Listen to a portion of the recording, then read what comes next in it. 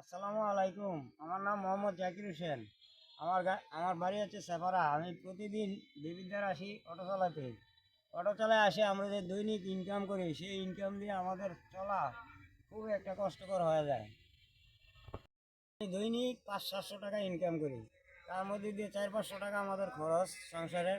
আর এটা দিয়ে কোনো রকমে আমাদের সংসারটা চলে আর কি। 5 তারিখের আগে যে ইনকামটা হইতো সেই ইনকামটা আমাদের চলে যাইতো জিপি টিপি দিয়ে এই সমস্ত। হ্যাঁ, অনেক জায়গায় চাঁদা টাদা দিয়ে আসতে হইতো।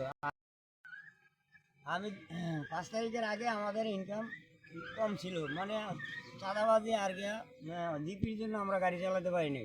আর বর্তমানে আমরা যে গাড়ি চালাই, কোনো জিপি টিপি নাই, আমরা খুব সুন্দরভাবে গাড়িটা চালাতে পারতেছি। এবং ইনকামের সোর্সটা একটু কম হইলেও আমরা এইটা দিয়ে কোনো রকমে চলে থাকি। একটা মেয়ে, দুইজন। একটা মেয়ে তো কলেজে পড়ে, আর দুইটা মাদ্রাসায় পড়ে। 3-4 বছর থেকে চালাই আর কি।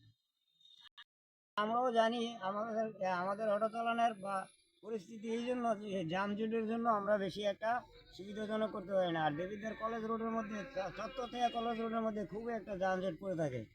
রাস্তা যানজট পড়ে থাকার জন্য আমাদের সেই সুবিধাজনকভাবে গাড়িটা চালাতে পারি না।